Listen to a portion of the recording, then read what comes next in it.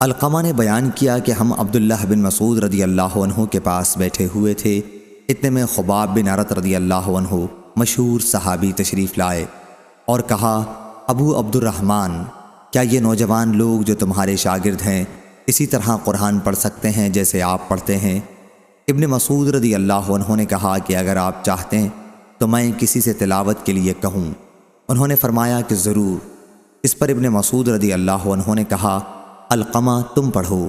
زید بن حدیر زیاد بن حدیر کے بھائی بولے، آپ علقمہ سے تلاوت قرآن کے لیے فرماتے ہیں، حالانکہ وہ ہم سب سے اچھے قاری نہیں ہیں۔ ابن مسعود رضی اللہ عنہ نے کہا، اگر تم چاہو تو میں تمہیں وہ حدیث سنا دوں جو رسول اللہ صلی اللہ علیہ وسلم نے تمہاری قوم کے حق میں فرمائی تھی۔ خیر، علقمہ کہتے ہیں کہ میں نے سورہ مریم کی 50 آیتیں پڑھ کر سنائیں۔ عبداللہ بن مسعود رضی اللہ عنہ نے خباب رضی اللہ عنہ سے پوچھا، کہو کیسا پڑھتا ہے؟ خباب رضی اللہ عنہ نے کہا، بہت خوب پڑھا۔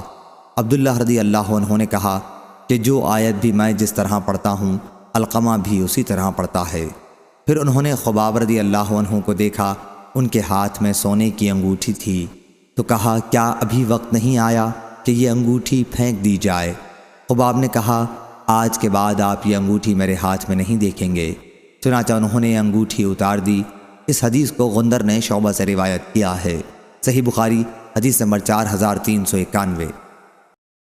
عبداللہ بن ذکوان نے بیان کیا، ان سے عبد الرحمن اعرج نے اور ان سے ابو ہریرہ رضی اللہ عنہ نے بیان کیا کہ طفیل بن عمرو رضی اللہ عنہ نبی کریم صلی اللہ علیہ وسلم کی خدمت میں حاضر ہوئے اور عرض کیا کہ قبیلہ دوست تو تباہ ہوا، نافرمانی اور انکار کیا، اسلام قبول نہیں کیا۔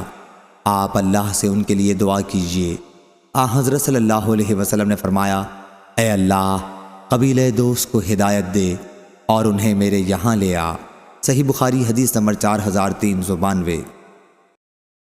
ابو ہریرہ رضی اللہ عنہ نے بیان کیا کہ جب میں اپنے وطن سے نبی کریم صلی اللہ علیہ وسلم کی خدمت میں حاضر ہونے کے لیے چلا تو راستے میں نے یہ شعر پڑھا۔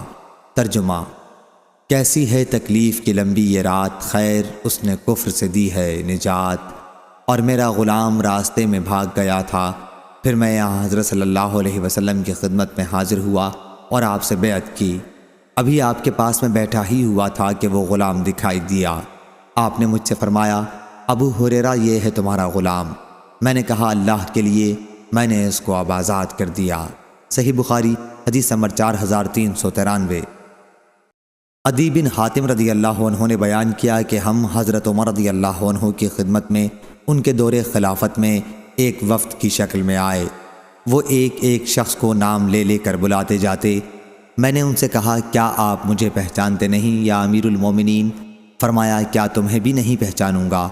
تم اس وقت اسلام لائے جب یہ سب کفر پر قائم تھے، تم نے اس وقت توجہ کی جب یہ سب منہ موڑ رہے تھے، تم نے اس وقت وفا کی جب یہ سب بے وفائی کر رہے تھے، اور اس وقت پہچانا جب ان سب نے انکار کیا تھا۔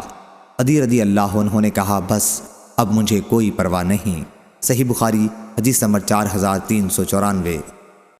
عدی بن حاتم رضی اللہ عنہ نے بیان کیا کہ ہم حضرت عمر رضی اللہ عنہ کی خدمت میں ان کے دور خلافت میں ایک وفد کی شکل میں آئے۔